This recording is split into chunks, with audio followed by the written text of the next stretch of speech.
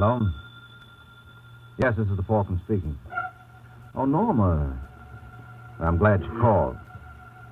Now, you'll have to include me out tonight, Angel. I'm all jammed up. There's a party around who's been shown how to parlay a 2-bit pocket knife into a killing. So naturally, he's going to make a stab at it.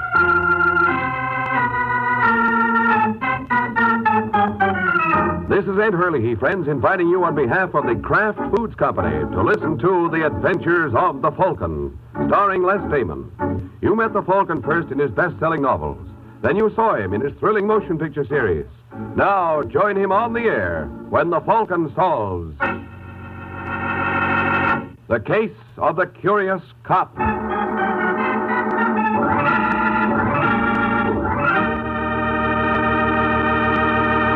In just a moment, another thrilling adventure of the Falcon. But first, a word about an adventure you can have any day in the week, right in your own kitchen.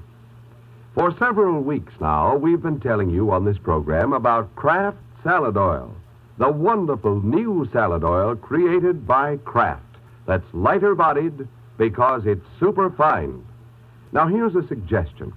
Tomorrow, go to your grocer's and get a pint or quart bottle of Kraft Salad Oil. Look up your favorite recipe for homemade salad dressing, chiffon cake, or anything else that requires liquid shortening. Then, that night, tomorrow night at dinner, surprise your family with an old favorite made this lighter-bodied, superfine salad oil way. You'll know the difference, and so will the family. Get Kraft Salad Oil.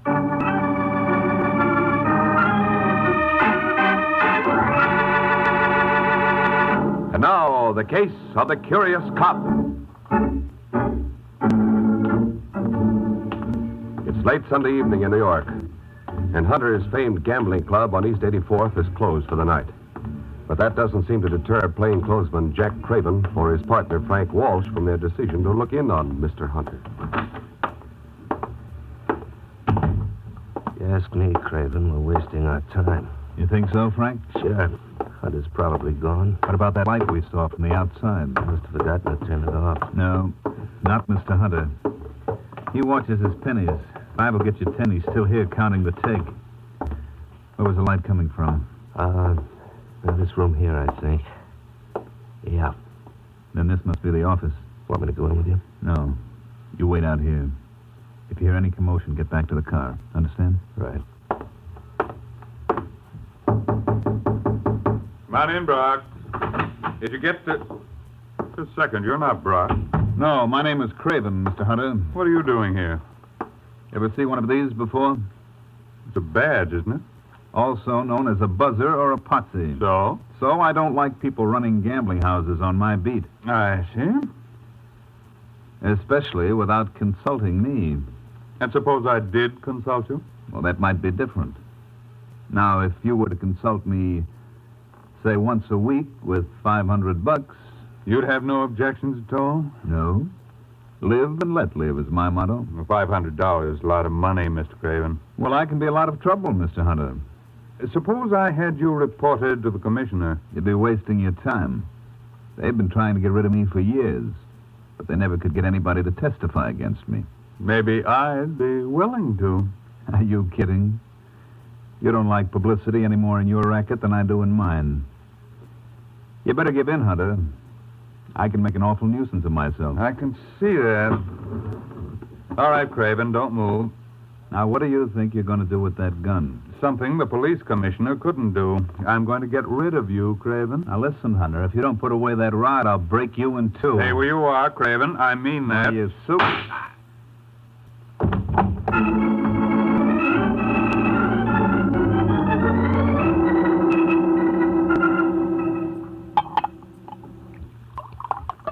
Give me another bottle, Hazel. This one's gone. But, Frank, oh, you've for Pete's sake. Can't a man get anything in his own home without a million arguments? Now get it.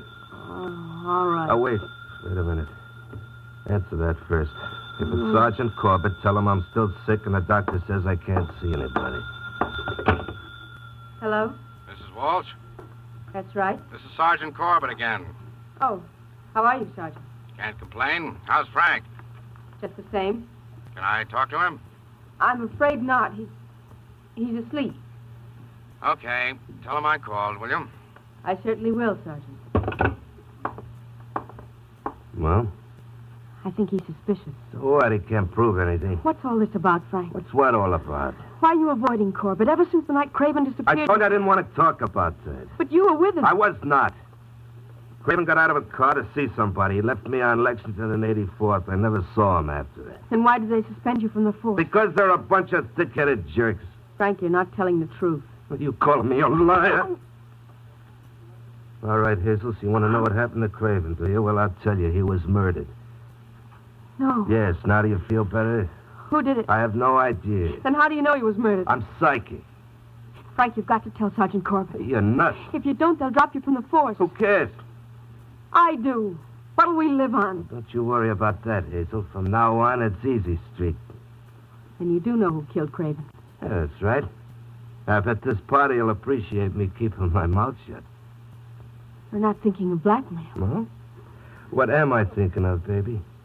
Where's my coat? No, I won't let you go. Get your hands off me, Hazel. No, Frank. I said get your hands off. Stop it, Frank. You're choking me. Frank.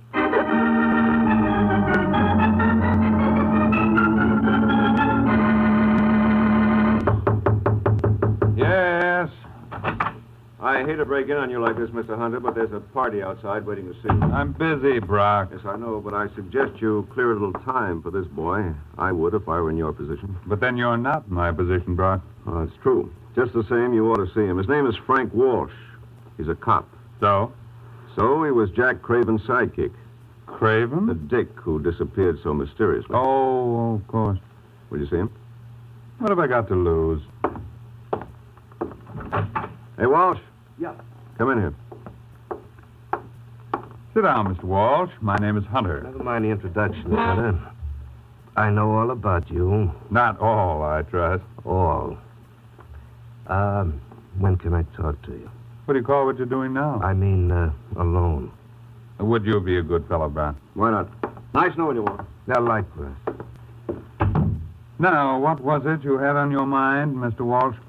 Last Saturday after you closed, you had a visitor up here.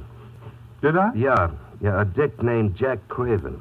And you think I know something about his disappearance? I think you know everything about it. You see, I was outside when Craven went in to shake you down. A few minutes afterward, I heard a shot, so I beat it to the car. But 20 minutes later, I saw you coming out of here alone. So you put two and two together. And got 4. You killed him, Hunter. I don't know what you did with his body. Then you might as well stop there, Mr. Walsh. Didn't you ever learn that to substantiate a charge of murder, there must be what the pulp writers call a corpus delicti? Now, look, Hunter, you're not brushing me off like this. We can settle this easily enough. I'm no pig like some guys. Give me 20 grand, and you'll never hear from me again. I think it would be only fair to warn you, Mr. Walsh, that I have a distinct aversion to being blackmailed. Well, you better kick through, because if it's the last thing I do, I'll find Craven's body. I wish you luck. And if you experience too much difficulty, perhaps I can arrange to have you join him. Good day. What's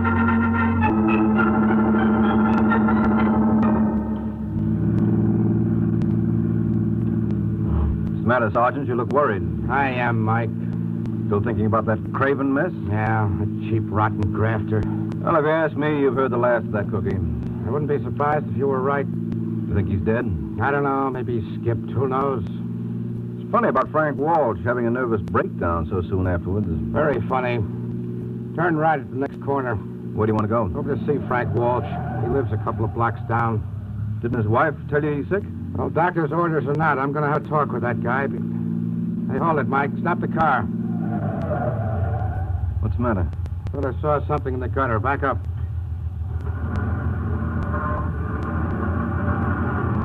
No, I guess I was... Hey, Sergeant. Yeah, turn on your spotlight. Oh, it's a drunk. Wouldn't you know it? Okay, let's get him. Can't leave him laying there. All right, mister, what do you think you're doing? Come on your feet, Buster. Give me a hand with him, Mike. Yeah, right. Let me go. Drunk, look at your hand. Holy... Yeah, he's been shot.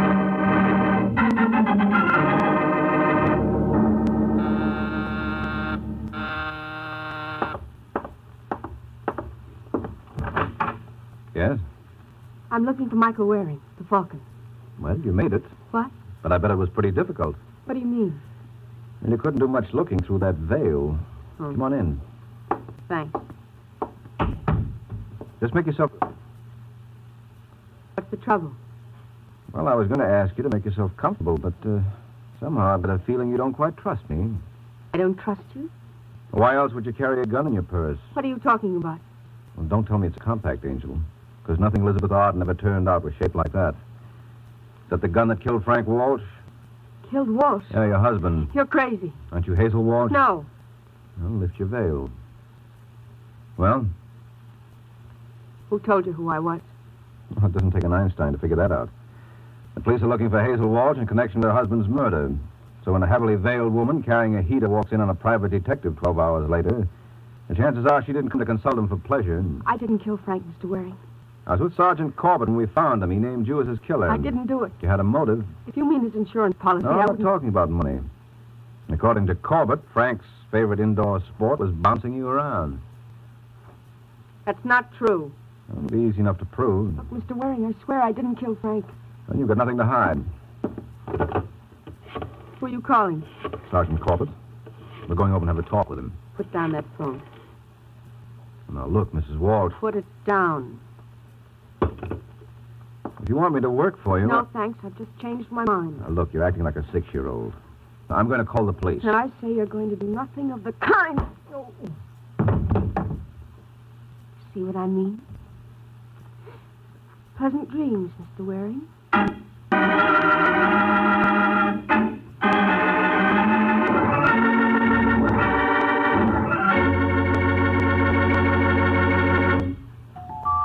It's lighter bodied. It's superfine. It's Kraft Salad Oil, the first salad oil ever offered for your home use by the makers of all those wonderful Kraft salad dressing products. When the Kraft Foods Company puts a new product on the market, you can be sure that it's not just another product of its kind, but that there's something really new and different about it. And that's exactly what you'll discover in Kraft Salad Oil. Not just a new salad oil, but a new kind of salad oil. Kraft Salad Oil is a lighter-bodied oil. Lighter-bodied to blend smoothly and perfectly with the other ingredients. And the reason Kraft Salad Oil is lighter-bodied is that it's superfined. Yes, superfined by a special process created by Kraft. Don't wait to try this wonderful new salad oil in those distinctive homemade salad dressings you make.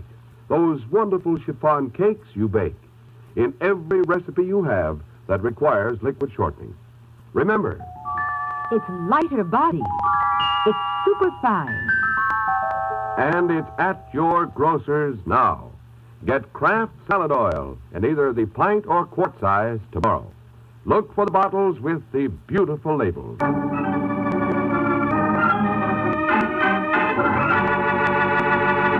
Now, back to the adventures of the Falcon. 3 hours have passed since Mike was lulled to sleep by Hazel Walsh. And now, as we find Mike, he's recuperating in Ed's luncheonette under the tender administrations of Sergeant Corbett. Hey, how about some service here? What'll it be, Sergeant? A cup of Java for me and a couple of aspirin for my friend here. What's the matter, Mike? Got a headache? Yes. Temper. I get my hands on that Hazel Walsh. And you're not going to work for her? Of course I am. Just want to teach her you don't go around slugging people who are trying to help. You're making a mistake. Oh, now, look, Sergeant, I tell you, she didn't kill her husband. And why did she bop you when you were going to call me? No, because she was panicky. That still doesn't explain why Frank named her as his killer. But he didn't, really. He said something about 20 grand. Maybe he wanted to leave a message for her. About 20 grand? Well, why not? Suppose he was trying to tell her something. You're crazy. Now, look, Sergeant, Walsh was a grafter. I don't like that kind of talk. I don't blame you, but you've got to face the facts. There are always a couple of rotten apples in every barrel. How many times have you had Frank Walsh and Jack Craven on the carpet? You just couldn't make it stick, that's all. Go on.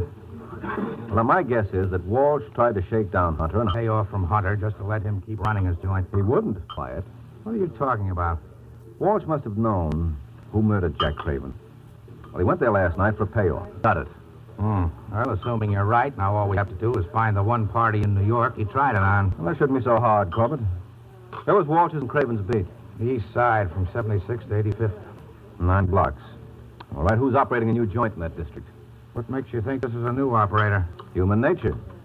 Once a man allows himself to be shaken down, the odds are he'll go on that way without squawking. So my guess would be that Craven got his when he tried his graft on the new customer. Yeah, you know, Mike, sometimes I think you've got the makings of a pretty good detective. No, thank you. And when did Craven disappear? 4 days ago. Okay, then we can narrow it down even finer. Craven would probably give this boy a chance to operate a week or two, so he'd have some idea what to charge. Now, who do you know that opened a joint around the middle of March? Well, I heard rumors the guy named Hunter opened a club around the 14th. But every time a raiding party gets near the place, they fold up their tables and run. Okay, let's see. Come on, Mike. Get away from that wheel.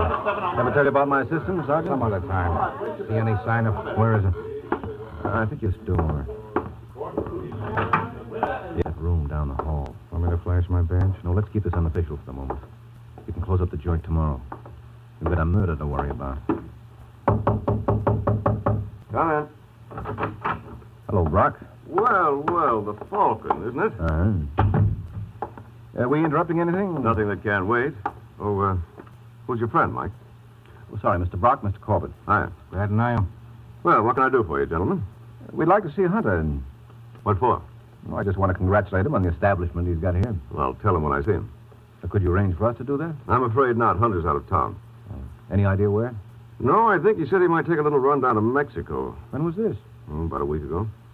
Funny, I would have sworn I saw him on the street Friday night. Oh, you're imagining things. Must be. Of course, if he's been gone a week, he wouldn't know anything about Walsh and Craven, huh? Walsh and Craven? Those two cops who ran into bad luck. Oh, seems to me I read something about that. Of course, that's all you'd know about it, huh? Of course. Yeah. Well, thanks a lot, Brock. I'll be seeing you. Yes, do that. Coming, Corbett? Huh? Oh, sure. So long, Brock.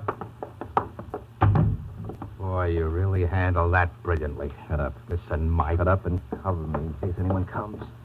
You know, it's not polite to peek at keyholes. I know, but it can be awfully informative. What's he doing? Making a phone call. Who's he calling? Well, if you keep quiet, I'll find out.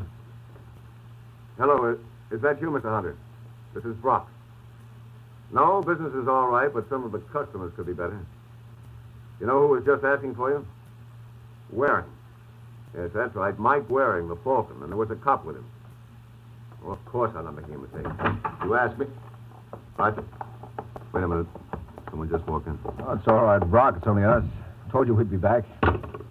Oh, now you went and hung up on Mr. Hunter. That's not nice, Brock. He's going to be awfully hurt. What do you want, Waring? Well, I think you owe Mr. Hunter an apology. And what would be nicer than if we all went over together while you paid it?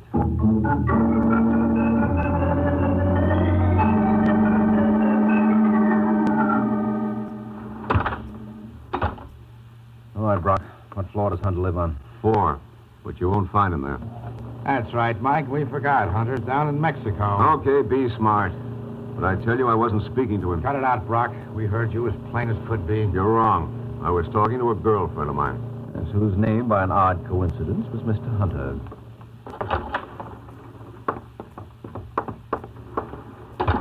Okay, where do we go now? It's apartment 4C. Oh, that should be it.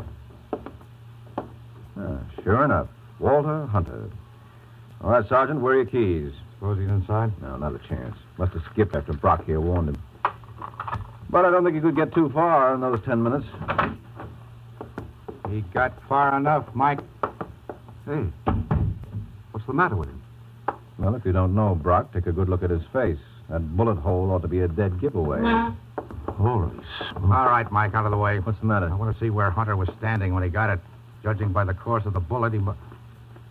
Well, what do you know? Hey, there's a gun under the chair. Where? The one you're sitting on, Brock. What? Leave it alone. There may be prints. Okay. Isn't that a police special? Yeah, and I'll take even money that it's Frank Walsh's service revolver. His wife was awfully careless, Mike. Oh, now, don't tell me you think... What do you think? I don't know, but at least I'm not going around making wild guesses. How do you know it wasn't suicide? Are you kidding? Well, it could be. Don't talk like a chump. We had nothing on Hunter. Why should he blow his brains out? Well, why should Hazel Walsh do it for him? Maybe she figured that he knocked off her husband. Oh, then you admit she wasn't guilty of that. I admit nothing of the... Excuse me, gentlemen, but can I get a word in? What do you want, Brock? There's a hunk of paper under Hunter's leg. Oh? Never mind, Mike. I'll take care of that. Well, what is it? Give me a chance, will you? To whom it may concern, I killed Jack Craven and Frank Walsh. Huh? I should like my remains to be cremated. Walter Hunter. What do you say now, Sergeant? I say, don't shmee. There's someone at the door. Turn off the lights. There we are, Brock. Okay, pal, what do you want? Let go. Behave. Let go. I said behave. Turn on the lights, Mike. Right. Crummy-looking bum. Hey. You know him? Yeah, and I wish I didn't. This is Detective Jack Craven. Jack Craven. Yeah, my long-lost buddy.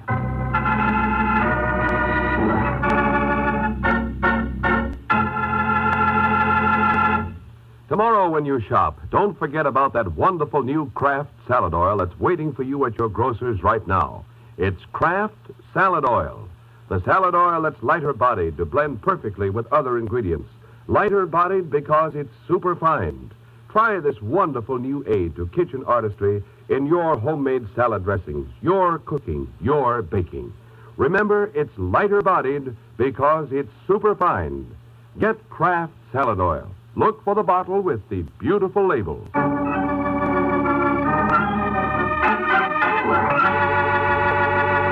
Now, back to the adventures of the Falcon.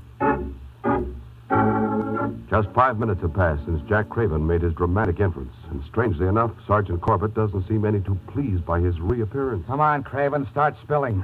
I want to hear you make like Niagara. I don't know what you're talking about, Sergeant. Why, you cheap little... Watch it, Corbett. You keep out of this, Mike. This is strictly departmental. How do you think all the other boys on the force feel? We work like dogs to make the public trust us.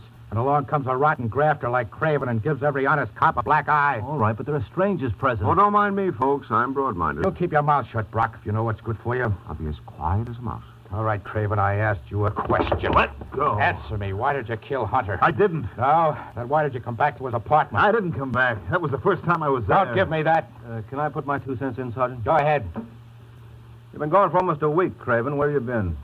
Los Angeles. Why'd you go there? None of your business. Listen, Craven, you answer Waring's questions just as if I was asking them. Why did you go there? I wanted to see my relatives. And you certainly didn't travel in the Super Chief. From the look of it, I'd say you did most of your riding in a cattle car. What's the matter? Couldn't Hunter afford any better transportation? Hunter had nothing to do with it. Your pal Frank Walsh doesn't support your story. Walsh.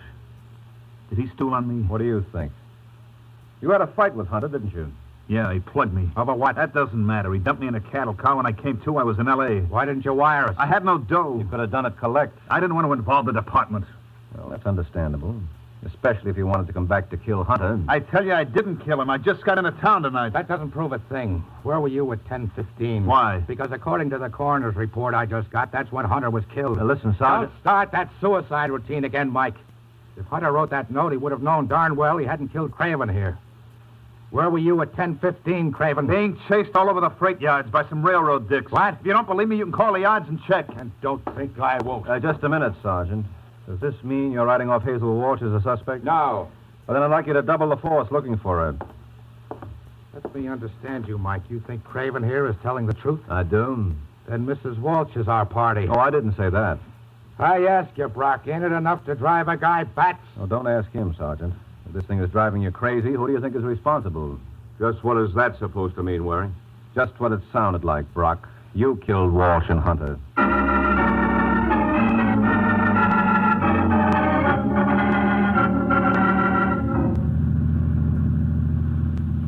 I don't know how I can ever repay you, Mike. Now, forget it, Hazel. I'm only glad it ended the way it did. So it was Brock who killed my husband. Yeah, but he didn't mean to frame you. He thought it would take care of Hunter. But when Frank blurted your name to Sergeant Corbett and myself, that upset his plans. But why did Brock want to frame his boss? Well, Hunter had a very nice thing in the club. And Brock figured he was capable enough to handle it with Hunter out of the way. I still don't see why he murdered Frank. According to that note, Brock thought that Hunter had killed Craven. Yes, but that didn't do him any good because there was no trace of Craven's body. And the corpus delicti is essential in any frame. That is why it was necessary for him to supply a body that would lead directly to Hunter. But Frank never even mentioned the man's name to me. Well, Brock had no way of knowing that. Then when it looked like all his plans were going for naught, he wrote that suicide note and killed Hunter, thinking that would tie up all the loose ends. Well, where did Brock give himself away? When Sergeant Corbett and I were at the club.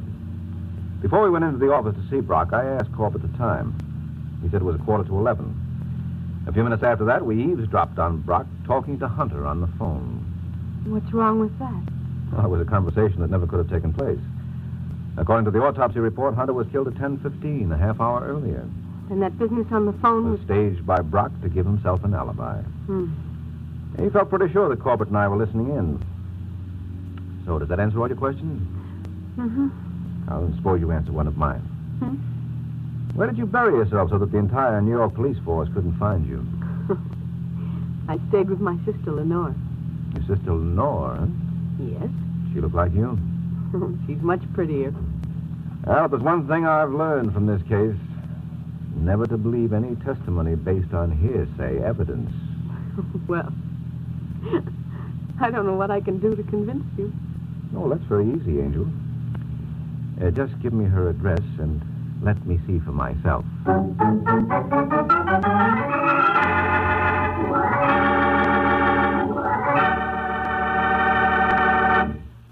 Folks, let's talk about enjoyment. That's a pleasant subject, isn't it? Specifically, I'd like to say a few words about candy enjoyment. The kind you find in Kraft Dairy Fresh caramels. Kraft caramels are tops and delicious good eating. Here's the reason why. The Kraft folks spent years developing fine caramels, making them chewy soft and flavorful, making them good so you'd enjoy them. And Kraft caramels have plenty of nourishing milk and other pure ingredients in them, so they're good for you, too. Next time you're at the grocery store, pick up a big pound bag of Kraft caramels. And at your candy counter, get the 6-piece bar for a nickel. Kraft caramels come in regular caramel flavor and in chocolate flavor. Both flavors are delightful. The important thing to remember is this. Whenever you want real candy enjoyment, be sure you get Kraft Dairy Fresh caramels.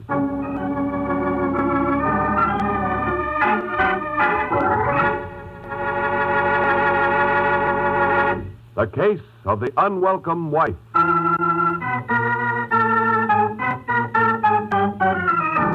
The Case of the Unwelcome Wife. That's the title of next week's adventure of the Falcon, when Mike Waring learns that when a girl pretends to be married to an already married man, the results can be murder. So be sure to listen at this same time next week to another exciting adventure of the Falcon, brought to you by the Kraft Foods Company. The Adventures of the Falcon are based on the famous character created by Drexel Drake, produced by Bernard L. Schubert, written today by Eugene Wang, and directed by Richard Lewis. Music was by Arlo. Les Damon was starred as the Falcon with Ken Lynch as Sergeant Corbett. Be sure to hear the great Gildersleeve next Wednesday evening over most of these stations. In next Wednesday's broadcast, Gildy comes face to face with an hilarious problem and solves it in a way that will keep you laughing for days. Remember the show, the time, and the place. The Great Gildersleeve, next Wednesday evening over most of these stations. Check your local newspaper for time of broadcast. This is Ed Hurley speaking for the Kraft Foods Company.